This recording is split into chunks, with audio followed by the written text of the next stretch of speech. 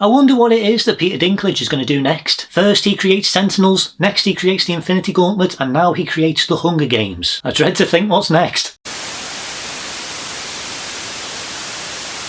Welcome, and thank you for tuning into this video. In this video, I'm going to be taking a look at the prequel movie to the Hunger Games series, and that movie is The Ballad of Songbirds and Snakes. Released in 2023 and based on the best-selling book by Suzanne Collins, The Hunger Games, The Ballad of Songbirds and Snakes sees a young Coriolanus Snow mentoring and developing feelings for the female District 12 tribute during the 10th Hunger Games. Francis Lawrence returns to the director's seat with a screenplay by writers Michael Leslie and Michael Arndt, alongside an all-star cast including Tom Blyth, Rachel Zegler, Viola Davis, Peter Dinklage, Jason Schwartzman, Hunter Schafer, Josh Andre Riviera, and Ashley Lau. When it comes to the original Hunger Games movies starring Jennifer Lawrence and Josh Hutcherson, I really enjoyed them for what they were. They came out kind of early on in the young adult dystopian novel adaptation phase of Hollywood, where we got things like Divergent, I Am Number 4, Ender's Game, Mortal Engines, the list goes on. And in my opinion, when it came to the Hunger Games series, this was a franchise that really did get people's attention, partly because it was something that was a little bit different to other things that we were getting at the time, and they were generally pretty good, while at the same time still having the appeal that a lot of other young adult adaptations were having at the time, because it did follow, the series did follow a lot of the cliches and beats that a lot of those other movies and adaptations did follow. Have I read the books? Yes, I have. In fact, I think when I actually bought the books, I actually bought them around about the time that the first movie came out. I remember seeing trailers for the first movie and I remember thinking that it looked quite interesting, and I found out that they were based on these books, so I decided to get the books. But I didn't actually start reading them until after I'd seen the first movie, but once I started reading them, I just couldn't stop. I blasted through all three in one go. I really enjoyed the first two, both Hunger Games and Catching Fire. It did admittedly take me a little bit of time to get used to the first person perspective that these stories being told in. I'm not really used to that. I've never actually come across that in a book before. It was weird. But when it comes to Mockingjay, the final instalment of the trilogy, I was a little bit more mixed on it. I liked it overall. I did like the build up to where it was that it was going, but I do kind of feel like it was quite rushed towards the end, almost to the point where I do kind of feel like maybe Suzanne Collins was actually running out of time to get the book released and she just kind of rushed through it. And that did impact the ending for me, and the way that everything was kind of resolved and wrapped up to me just felt really fast. The movie version of Mockingjay, both part 1 and part 2, this is back in the day when Hollywood had a habit of just basically splitting the last instalment of every franchise into 2 parts to get more money. I actually thought that the adaptation was an improvement overall. It still had a lot of the rushed elements that the books did have. It is a very faithful adaptation of the book. All of the Hunger Games movies are. But because they were able to slow down a little bit more, they were able to do a lot more and focus on what was more important. And that to me was one of the few benefits of having that movie being split into 2. Splitting a movie or a story into 2 parts doesn't always work, and sometimes it does feel like things do get dragged out. And the Hunger Games is somewhere in the middle. I do feel like Mockingjay did drag in some areas, but in others I do like that it was able to explore a lot more. But then you get things like The Hobbit, which just got stretched out into this 9-hour trilogy for absolutely no reason. The book's absolutely tiny. Anyway, but when it comes to the Hunger Games series, I thought that once Mockingjay had ended, that was it. There was no more stories set within Panem, there was no other books or movies or anything like that on the horizon, and then eventually this movie got announced. And at the time of the announcement, I wasn't actually aware that there was another book that had been released, so this actually came as a bit of a surprise to me. All of this is just a really long-winded way of me basically saying that I haven't actually read the book, The Ballad of Songbirds and Snakes. I went into this movie basically blind, which is not always the best idea to do when it comes to these movies. I found out the hard way when I watched the first movie, because there's a load of things that they actually bring up and talk about that make absolutely no sense whatsoever, and they just don't explain anything. So I was kind of worried that that was going to happen in this one as well. But I knew what the premise of this movie was going to be, and in all honesty, a story that focuses on a young Coriolanus Snow, that actually does sound quite interesting. But just before I go any further, I do need to give you a little bit of a heads up that I won't be going into full spoiler territory, but there will be some mild spoilers sprinkled throughout this video. So if you have not seen this movie and you don't want to know anything about it whatsoever, I would recommend seeing the movie before you watch this review. So, with that out of the way, let's get into it. The story takes place 64 years before the first film takes place and sees an 18-year-old Coriolanus Snow trying to make a better life for his family. But when the annual Hunger Games begins to lose the interest of Panem, Coriolanus and his schoolmates are forced to become the mentors for the chosen tribute in order to create spectacles, with with Snow now having to work with the female tribute from District 12 called Lucy Gray. Together they have to use their instincts for showmanship and political savvy to try to win over the people of Panem and ultimately to survive. There is a lot going on in this one, but essentially the main focus of this story boils down to two things. The first is the origins of Coriolanus Snow and his developing relationship with Lucy Gray, and the second one is the birth and overall transformation of the Hunger Games, going from this warning to all the members of the different districts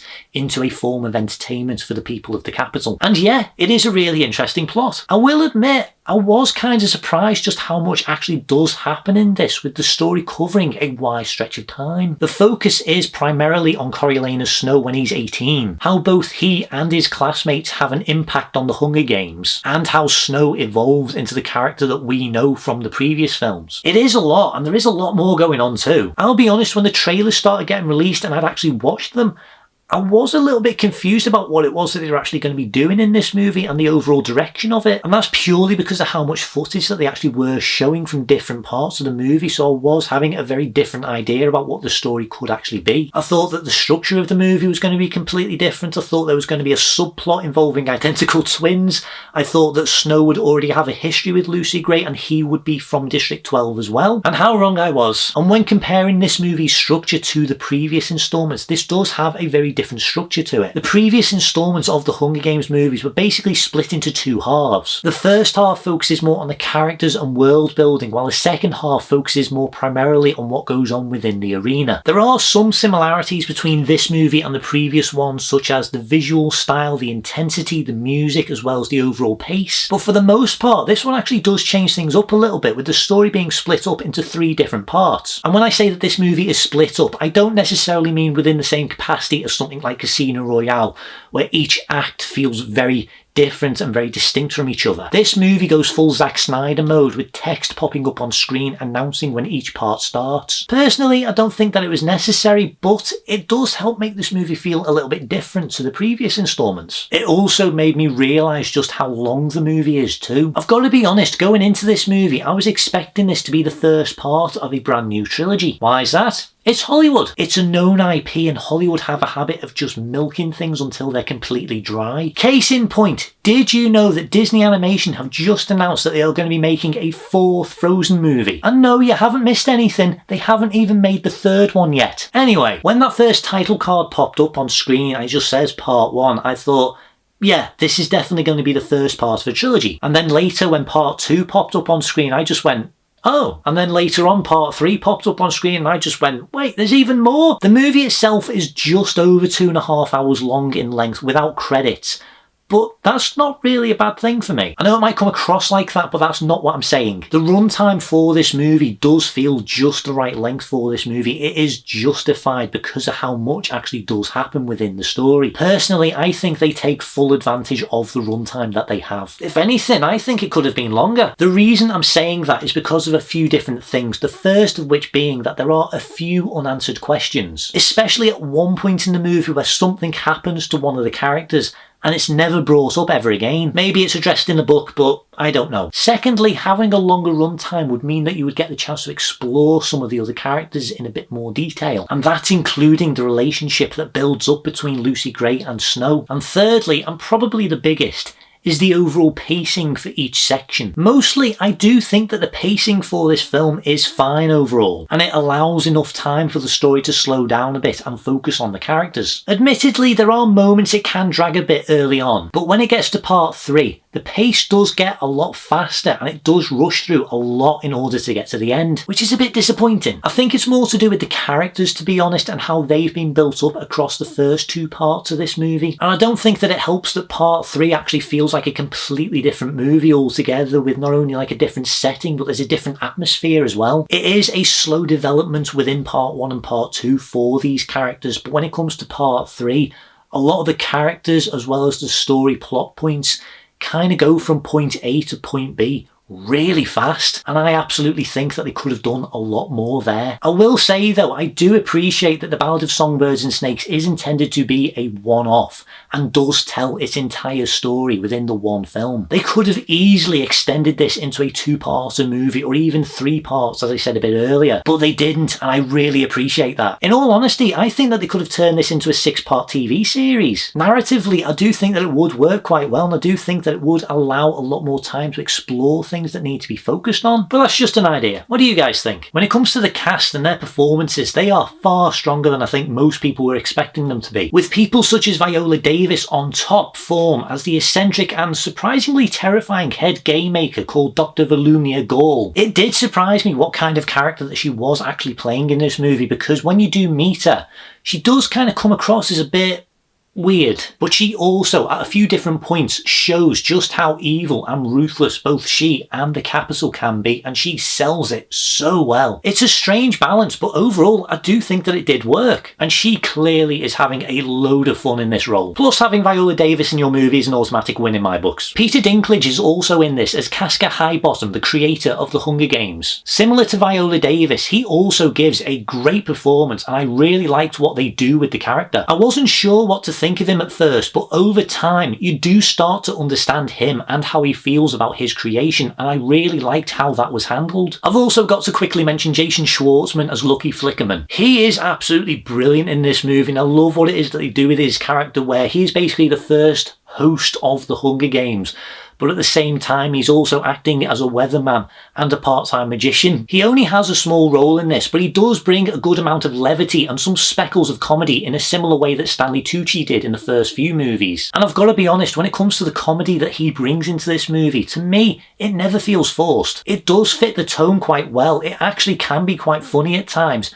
and overall, I really do like his character. There are quite a lot of characters in this one, but you don't really get to spend too much time with them, like some of the other tributes as well as Snow's classmates. But some others do get slightly larger roles in this, such as Josh Andre Riviera as Sejanus and Ashley Lau as Clemencia. Plus, we also get to see a little bit of Snow's family too, with Fionnuala Flanagan as Grandmom and Hunter Schafer as Snow's cousin Tigress. And yes, that is meant to be the exact same Tigress that helps out Katniss in Mockingjay Part 2. I had to look that up. I don't actually remember if they mentioned that in Mockingjay or not. It's been a while since I've read them. Anyway, everyone is genuinely good in their roles, but as I said, most of them only really have small roles that help serve the story and the main characters. And that of course includes Tom Blyth as Coriolanus Snow. Tom Blyth is excellent as the younger Snow. There is a lot going on with his character, and a lot of that does focus on how he evolves into the character that we're more familiar with the previous movies. How Snow is written can be really good, especially his journey from the kid trying to make a better life for his family, all the way to where he will go on to become a dictator running the capital. But there are times where it can feel a bit rushed. Part 3. But everything that they do actually does work pretty well, and you do feel quite conflicted about being sympathetic or empathetic towards him, knowing who he will be and the number of very sketchy things that he does throughout this in order to come out on top, and that's what makes him interesting. And then match that with a fantastic performance from Tom Blyth. He is genuinely great and far more complex than you think he is. They also do some really good things that help kind of establish and flesh out Snow in a way that actually does help explain both his actions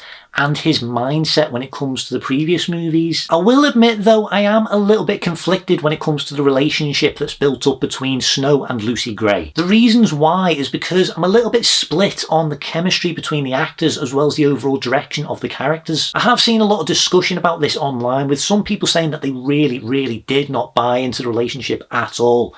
But then there's others who actually say that it was done really well. With me, I like how it is initially played and how Lucy Gray doesn't really have much choice but to work with Snow, even though, you know, in her eyes, he's from the capital and he should not be trusted. And seeing over the course of the movie how he is with her and how his view of her changes, I'd buy into that stuff a lot more if it was much more one-sided, with Snow maybe just kind of becoming a little bit more obsessive over her, but she does not reciprocate that in any way. But having their relationship evolve into something a lot more romantic over the course of the movie, That's where it wasn't working as well for me. It just felt a bit too straightforward, and I spent most of the time expecting a big twist or something else to happen. But as I said, I like how this story does play out and how it's all resolved and how it ties into Snow's worldview within the Katniss era. But I can't help but think that there could have been a little bit more to it. Coriolanus Snow is by far the most interesting part of this movie outside of the world of Panem, and seeing what they do with him is really good. And kind of unsettling too. There's quite a few unsettling moments in this, to be honest. Like the past movies, there is a load of tense moments and build up as you're never quite sure what's going to happen. And I'll also admit, because I haven't read the book, I was way more on edge because I had no idea what was coming. And I really liked that they managed to maintain that tension for as long as they could. I've also got to admit, this was way more tense than Five Nights at Freddy's was. It has better jump scares and it is way more violent. And this movie's a 12A. Five Nights at Freddy's, a full-on horror movie, was rated a 15, a whole rating higher. How's that possible? Anyway, again, like the previous films, this is pretty brutal and really pushes that age rating to its limits. But of course, because they don't show anything too gruesome, it's all good. I'm not saying that if this movie was rated a 15 or an R rating in the US that it would have benefited it in any way, but I do think that it would have helped actually cut down on just how many cutaways that this movie does use whenever somebody does get killed. I genuinely don't understand the age ratings, I never have. I don't even think the people at the BBFC do either. Anyway, the other main focus of this movie is the District 12 tribute, Lucy Gray, played by Rachel Zegler. Overall with her, I do think the character is okay, and the performance from Rachel Zegler is pretty decent like everyone else. I don't think that they do as much with her as I think that they should have, and I definitely think that there are times where they could have developed her a little bit more, but Lucy Gray is a very important part of this story, and on top of that, she actually does have a really amazing singing voice. There is a load of songs in this one, especially compared to all the previous films, all of which were co-written by Suzanne Collins herself. And it makes sense how these songs are integrated into the story considering who Lucy Gray is and what it is that she does. And it also explains the title. I do think that it can be a tad excessive. There are a lot of songs included in this movie, and I will admit there was one moment early on where I was convinced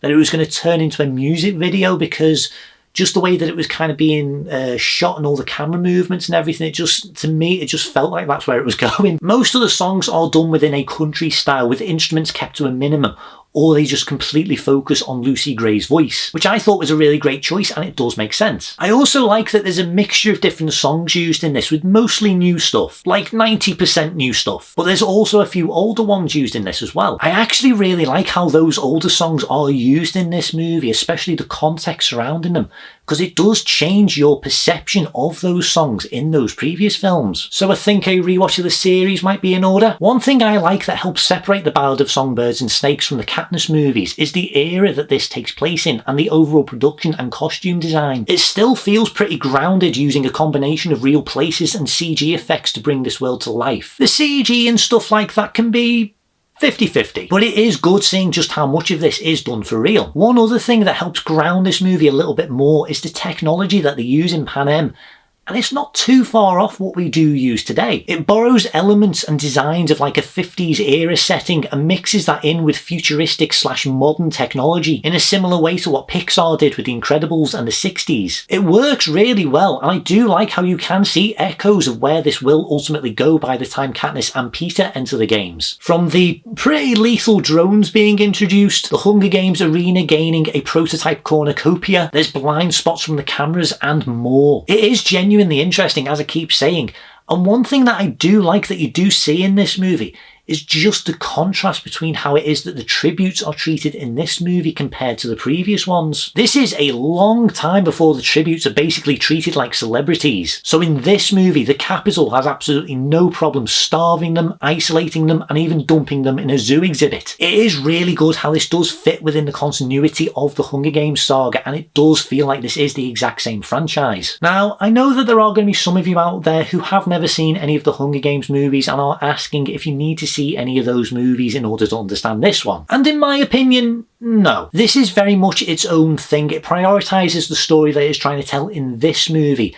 and it doesn't really act like just a gigantic setup for all the previous movies like a lot of other prequel movies tend to do, like The Hobbit was. It does have a few references sprinkled throughout, and it does contain some moments that do echo the future, as I said. And while I will say that some of them can feel a tad forced, I do think that they really held back on just how many references that there are. And I really think that they do keep the references and connections to a minimum unless they can help this story. And that also includes the music. There is a much heavier emphasis on music in this one, as I said, with Lucy Gray being a singer. But once again, composer James Newton Howard is more than up for the challenge. The soundtrack that James Newton Howard has created for this one is genuinely incredible. For those that don't know, James Newton Howard was the musical composer on all of the previous Hunger Games movies, and he is a large part of the reason why they are as memorable as they are. He has done an absolutely fantastic job here once again with an epic score that manages to highlight both the tension and the drama in a really powerful way. It is a soundtrack that is used very well and very effectively, and it once again plays a large part in helping to establish the characters and their emotional turmoil. It is a fantastic score, and matched with the songs from the books